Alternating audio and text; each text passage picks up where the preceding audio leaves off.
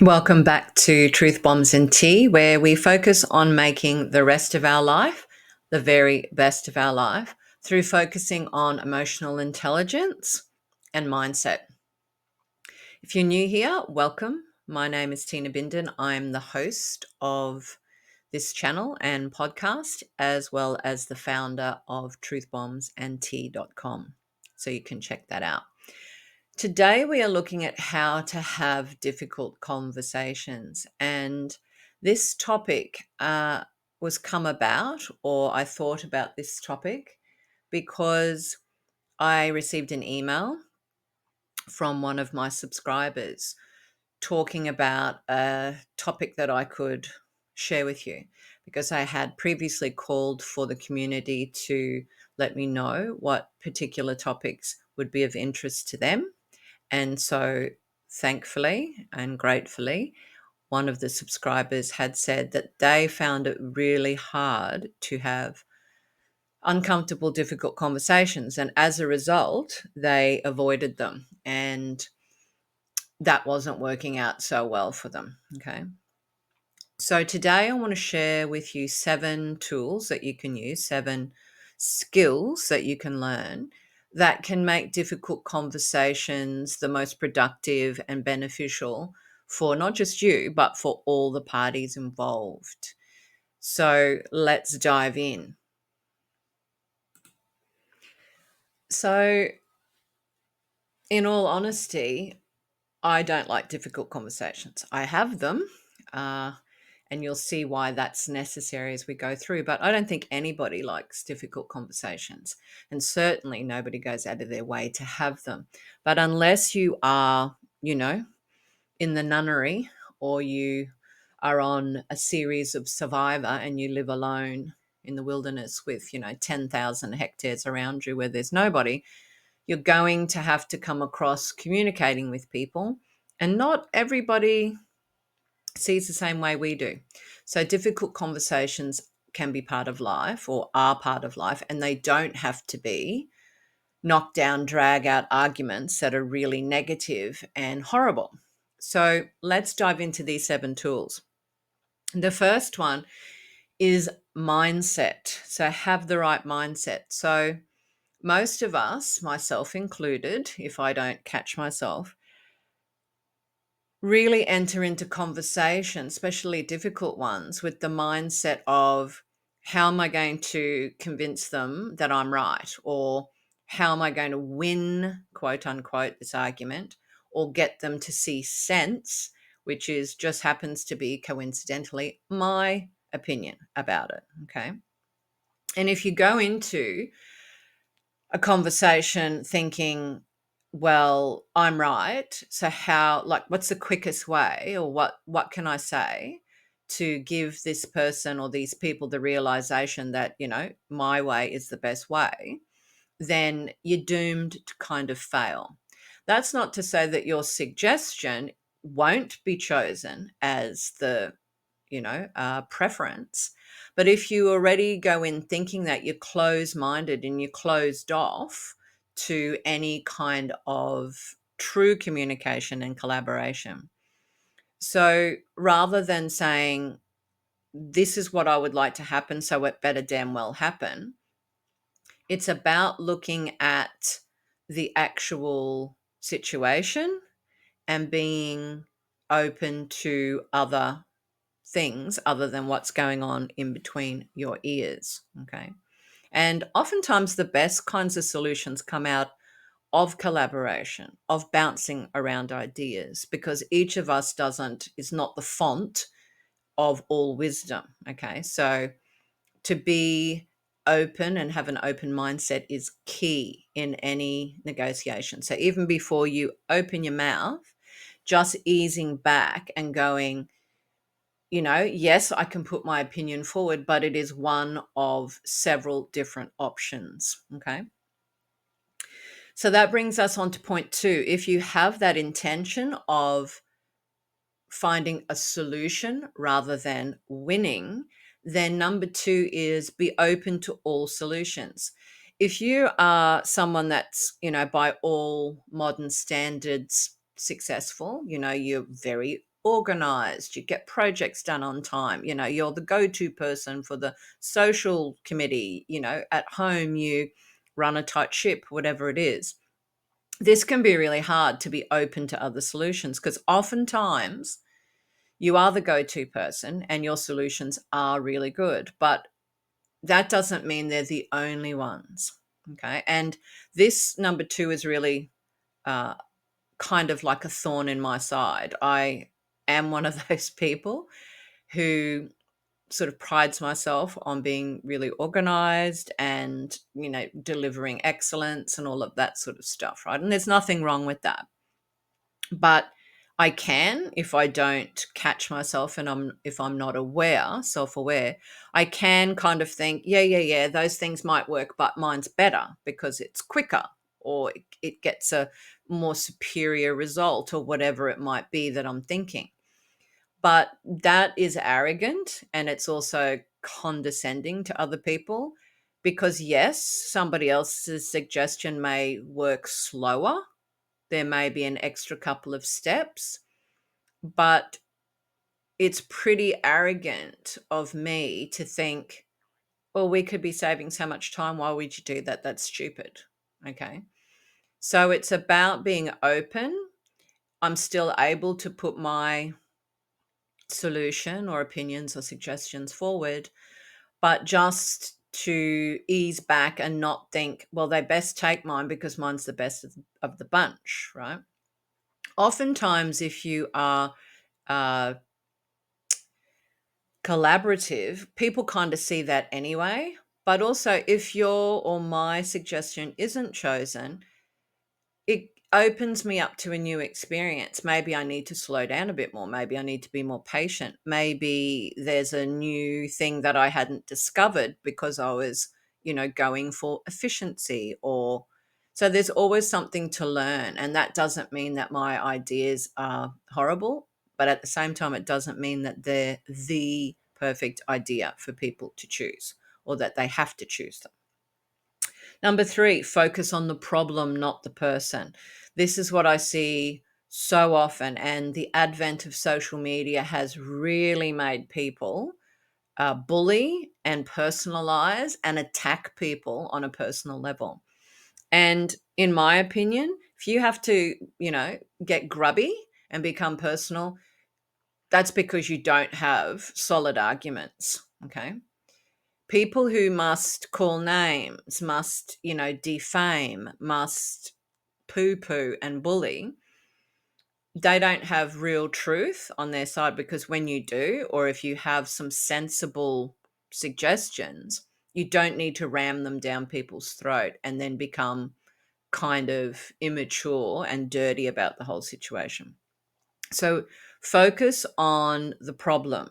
So, for example, if your husband, your wife, your intimate partner, your kids, somebody is, say, not doing the dishes, and you go there to use a cup and there's no cups left because there's 12 of them in the sink, rather than saying, oh my God, person X is such a slob, and saying that to them and saying, you are so lazy, you, and, you're personalizing it. It's better to focus on the problem and say, you know what, I went to the sink today and this happens reasonably regularly and there were no cups left. Okay. And it frustrates me when I go to get a single cup and all the cups have been used. So what do you think we might do about it?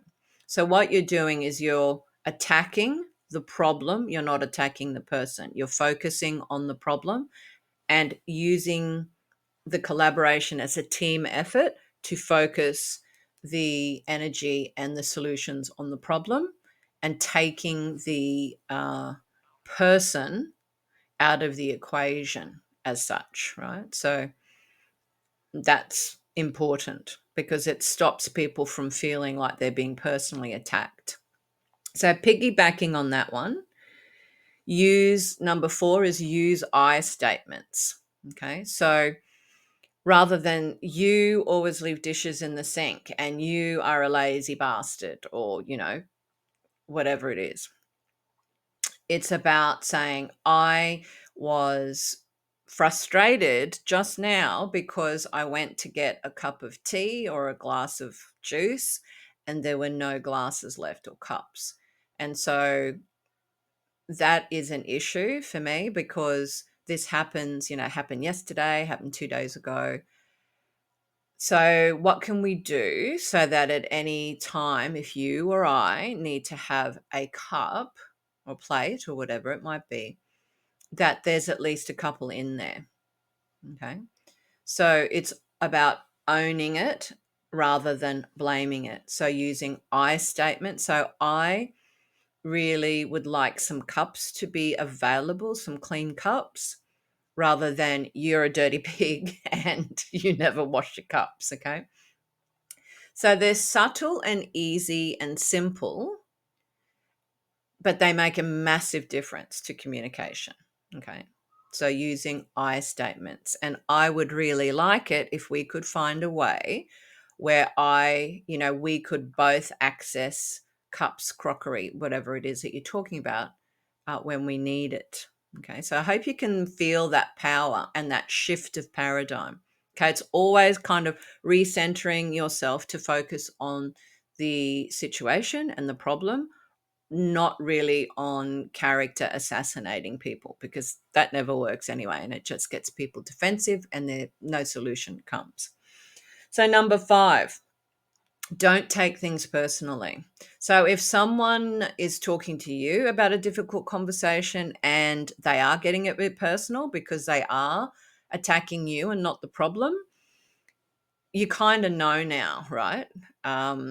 Some tools and tactics to de-escalate the situation, the ones that we've covered so far, the first 4 points. However, the other thing that you need to realize is that when you are becoming personal with someone, it's because you're defending yourself. It's not right to do it, but you don't really kind of mean those things that you say, and neither does the other person. They're just sort of grappling and coming to the end of their tether, and they feel like they're getting attacked. And so they feel like, the best form of defense is attacking you. So when you understand that these are just words, and I'm not saying that you take, abuse from people, but if you can understand that people who are getting personal are kind of running out of ideas and they kind of feel backed into a corner, and that's why they're doing it, not because you are those things, okay, then you can kind of ease the foot off the gas a bit so that you're not like putting the foot on the accelerator and ramming the car into them. You ease back a bit and you can say, listen, that's starting to get personal and that's not helpful. Like, let's focus on the problem of being able to get more cups and crockery available to everyone, because that's not very helpful and it's kind of hurting my feelings. So when you don't take it personally, doesn't mean you lay down on the floor and let them kick you, and not have any boundaries. But what it is not getting triggered, because you understand that that defensiveness is a protection mechanism.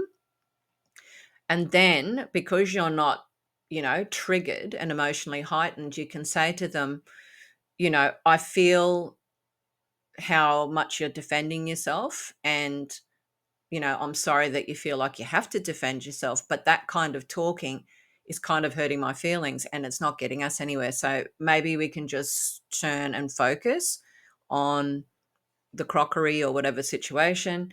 Maybe we need a break, but you're not triggered, okay? Because two triggered people, then it just escalates into World War III, right? So don't take things personally. Number 6, timing is everything. So when I was younger, fully admit here that I like to solve things as quickly as possible. So I would sometimes not pick great times to talk about things. It's because it sort of triggered me and I was like, okay, let's get this sorted, because, I can quite quickly sort of process things in my mind and in my heart and in my body. So I like to sort of get it out there, talk about it, come to a compromise, move on. But It's not that way for everybody. Okay. Some people don't, they need time and space to think through things.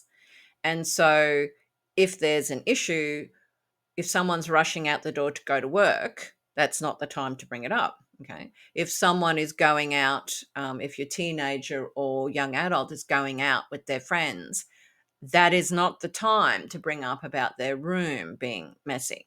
Okay. So timing is important. So pick your times.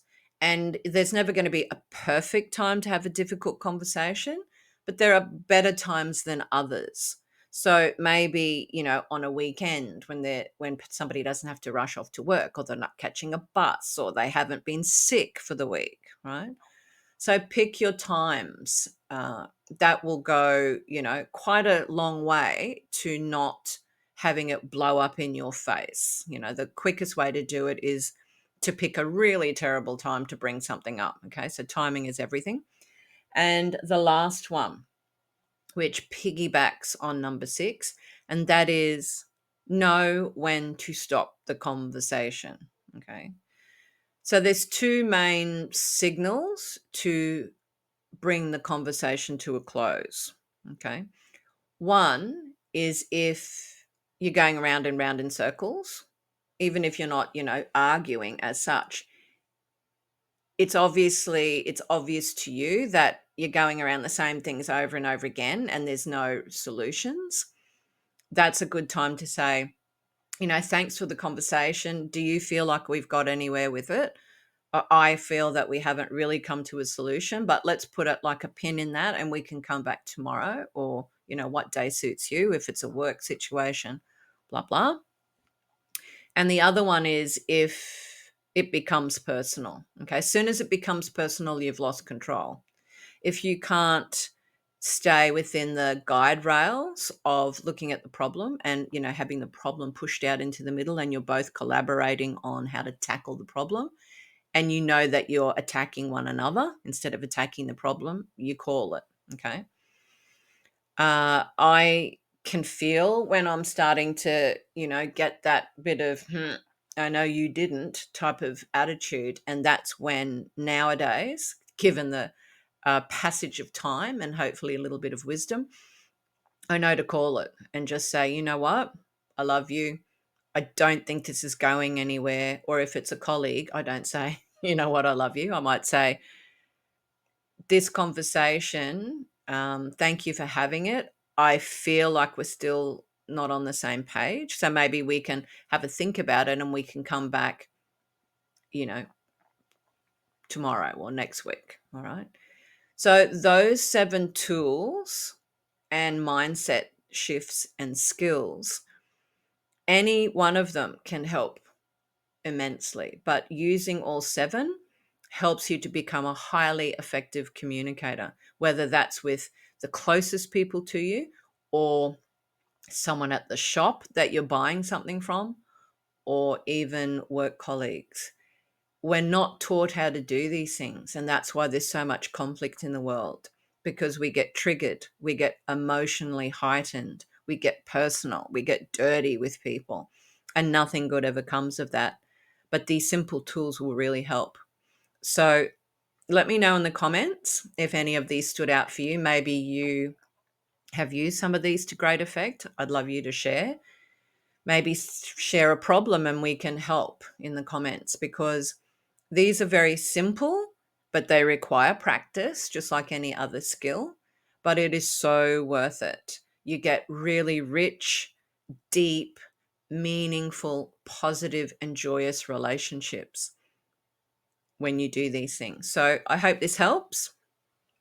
And until next time, let's make the rest of our life the very best of our life. Bye for now.